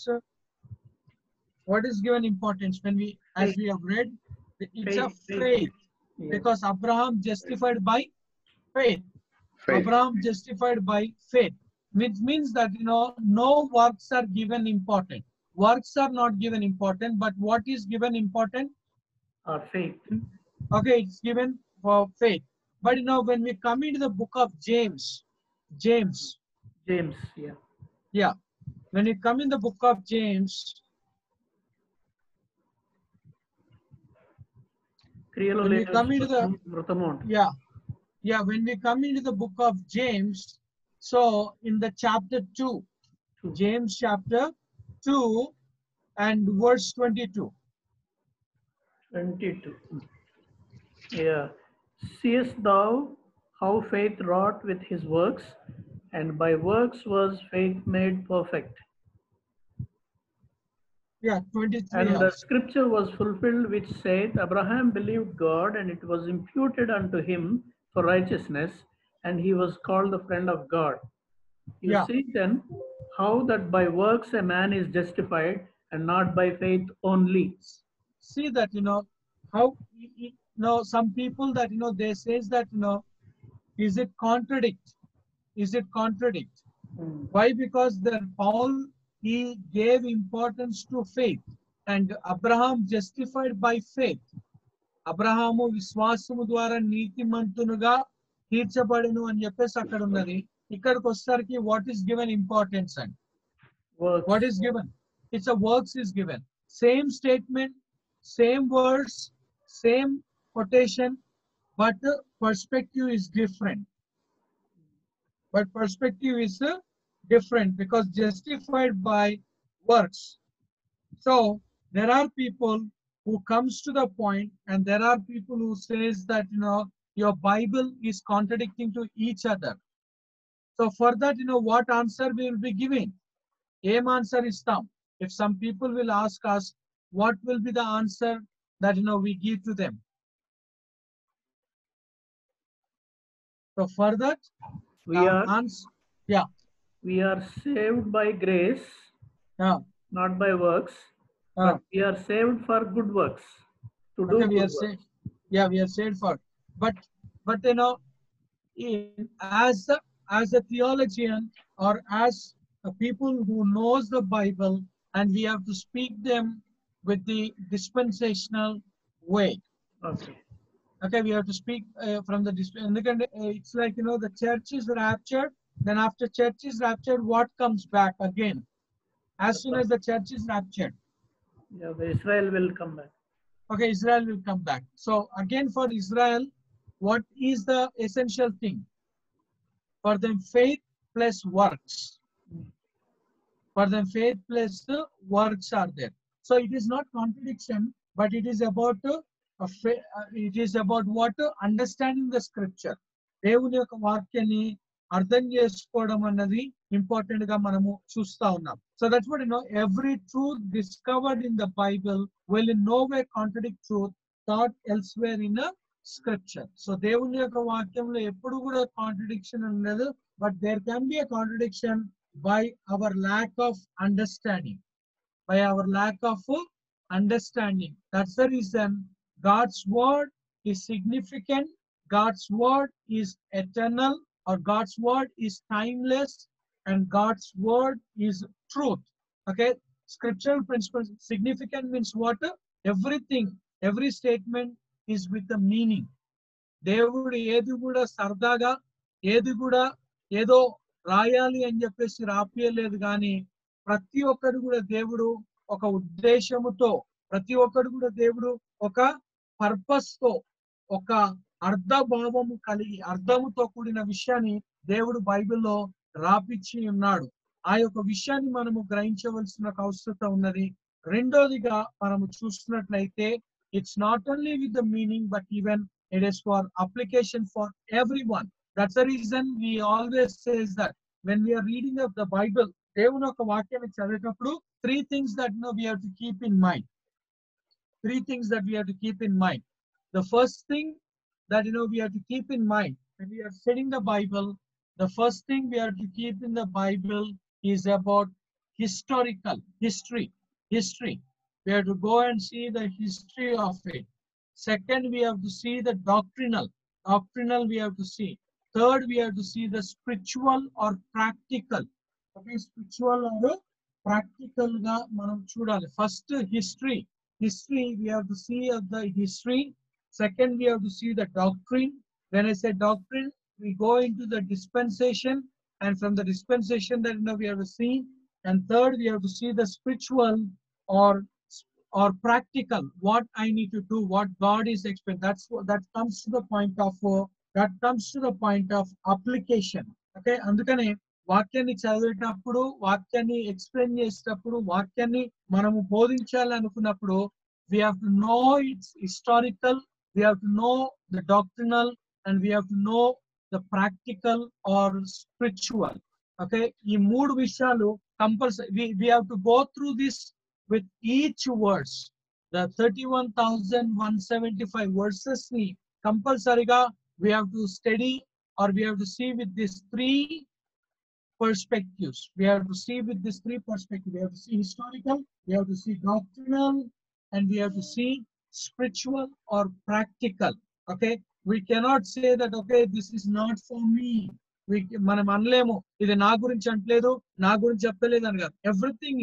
Everything but doctrinal ga is it applicable? That's what I always says, medical store or medical shop is meant for everyone. It is meant for every age.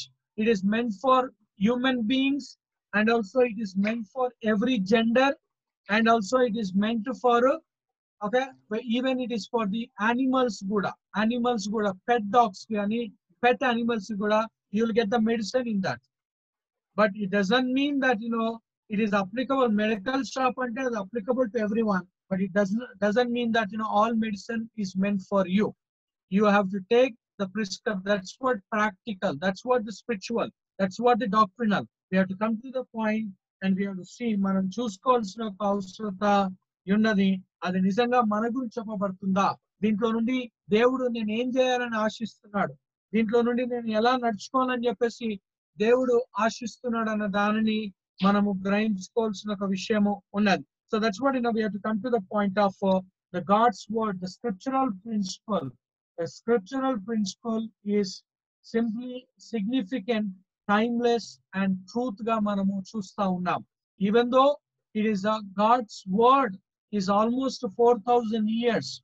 Almost 4,000 years ga manam choose. Old Testament is 2,000 years and New Testament is almost 2,000 years.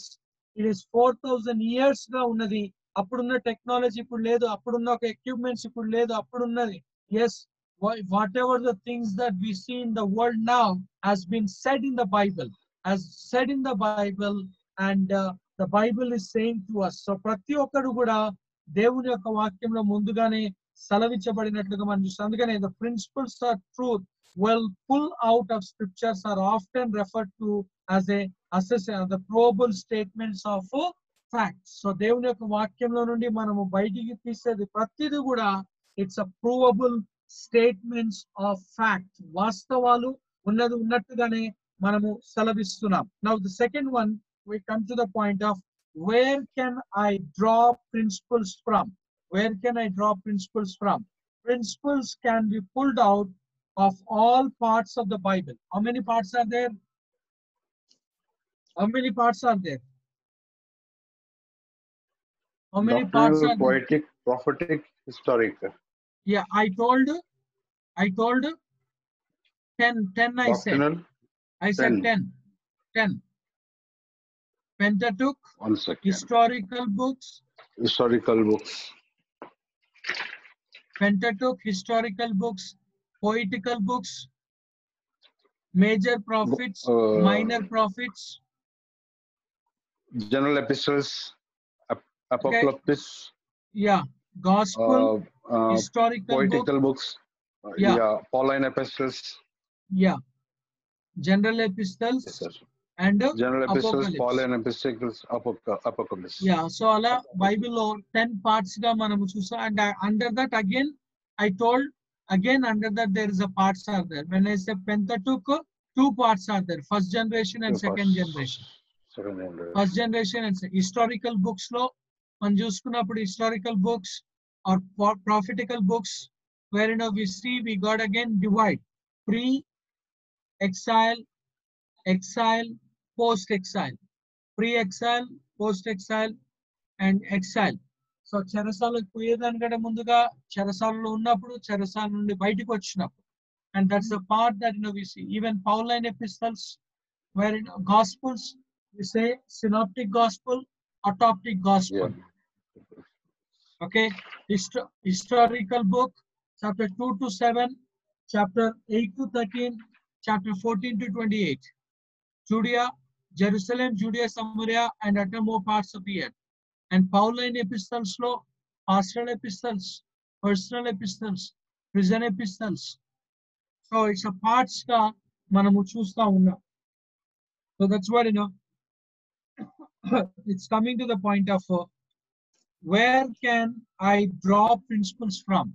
Principles can be pulled out of all parts of the Bible, regardless of the type of Bible literature or genre you are preaching from. The scriptures are full of eternal truths that apply to us today. Principles can be exegeted from doctrinal scriptures. Doctrinal scriptures. Example, the epistles of Paul. The epistles of Paul. That's what we have a doctrinal epistles. Romans is there, Galatians is there. They are known as the doctrinal epistles. And Peter, James, and etc. And then principles can be exegeted from poetical scriptures. Job, Psalms, Song of Solomon, and prophetic, Isaiah, Jeremiah, Zechariah, or Revelation. And then historic scriptures, Genesis, Nehemiah, Gospels, and etc. So that's what with careful study, the easiest type of scripture to pull out principles from are doctrinal books. Okay, the principles are easy to bring out. Endukante akkada step by step ga explanation untundi kabatti it's the most difficult type of scripture from which to exegete principles are historical and prophetical. Historical and prophetical. Why? Because the principles are not always directly stated, but are seen by carefully studying the scripture, studying the life of someone, an example of a situation or circumstance, and then comparing the characteristics, example, or circumstances with other. So that's what Pauline doctrinal lo easy ga untundi endukante step by step ga manaku akkada description untundi, but whereas when we come into the other historical ga gani prophetical ga will be having a difficulty. Why? Because it is explanation is given and it is said. And third one, how do I know if the principle I found is valid? How do I know the principle I found is valid? Ask yourself two basic questions. Ask yourself two basic questions. Can I apply it? Can I apply it? Or can I prove it? Can I apply it? Is the principle really significant? Is the principle a timeless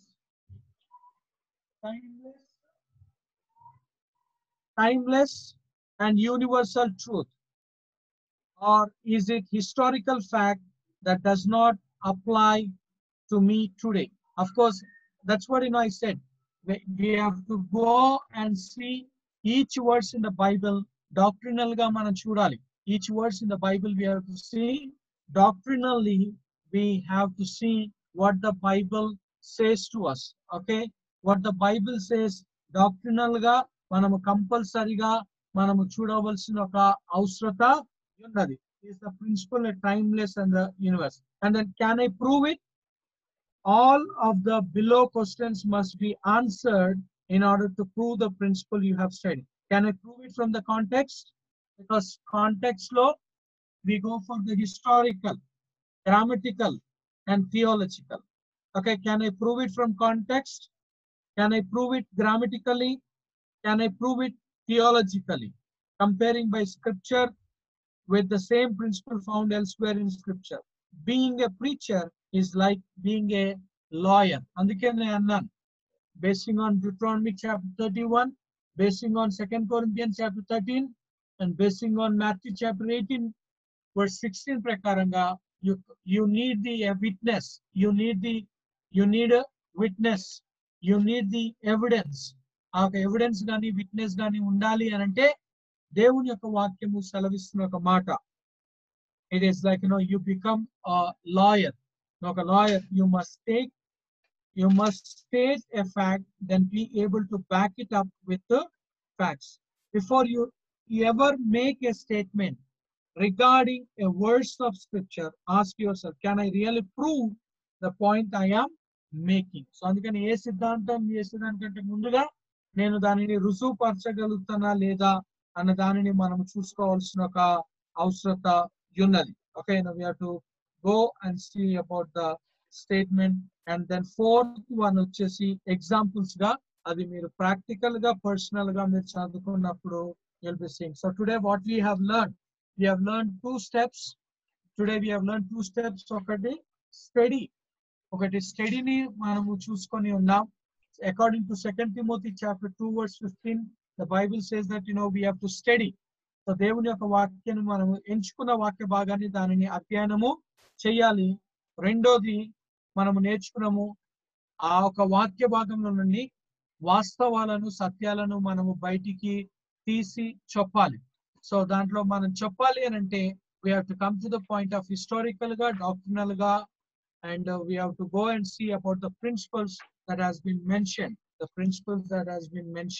ఆ principles ని ప్రకారంగా మనము follow up కావాలి. ఎందుకంటే God's word is the scriptural principle గా, it is the significant and it is timeless and it's a truth గా మనము నేర్చుకొని ఉన్నాం.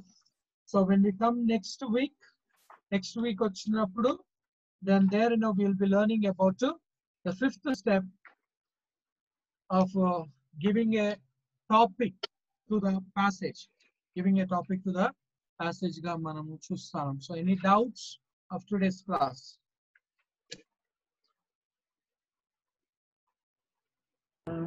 టైం అయిపోయినట్టుంది సార్. ఒక డౌట్ ఉంది, అడగండి. అంటే మీరు you said scripture must support the scripture or scripture must interpret for it self అన్నారు కదా. అవునండి. అయితే కొన్ని ఉన్నాయి ఇప్పుడు, like Paul says women should be silent in the church, I will not allow them to preach అని చెప్పాడు కదా. ఆ విషయానికి మనం వేరే దగ్గర ఎలాగ దేన్ని బేస్ చేసి can we support that statement that women should be silent అనేది? ఒకటండి, like we have a transitional books in the Bible. Transitional books antamante Matthew, Acts and Hebrews. Matthew says about old covenant is over and the new covenant has come, and Acts says that Israel is over and church period has started. So andukane Acts chapter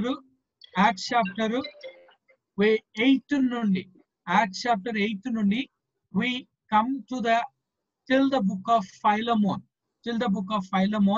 We consider everything that is meant in the church age maintainatuga మనం చూస్తాం. And then coming from Hebrews to Revelation, it is again church is gone and the Israels are coming back. అది transitionals గా మనం చూస్తాం.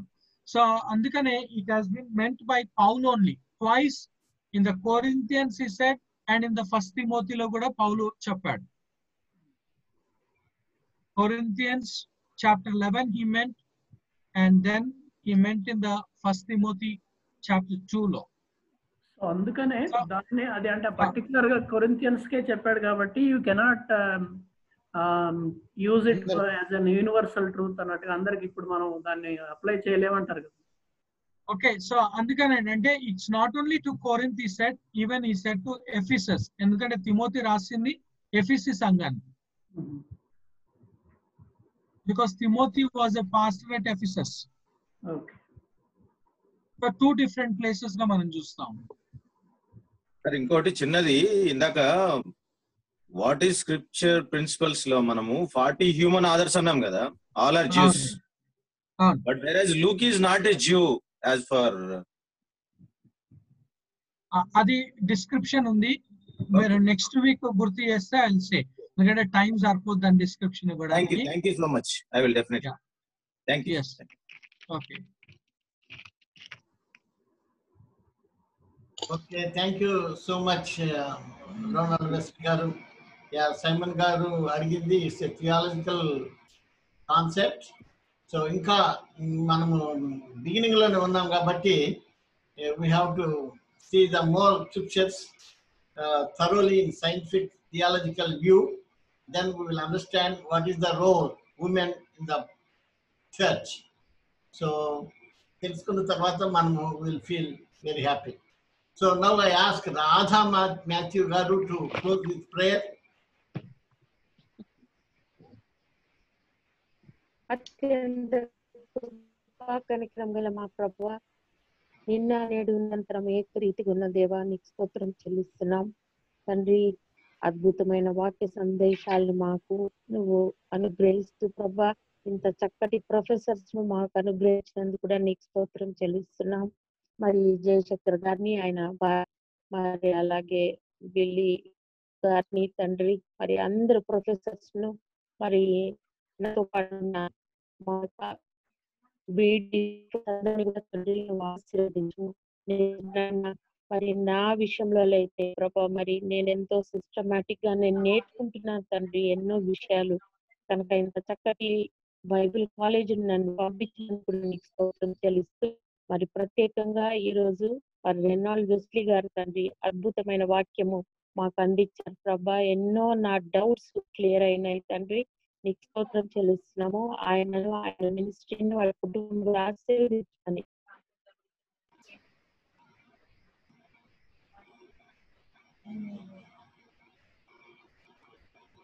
Yes, but it is silent.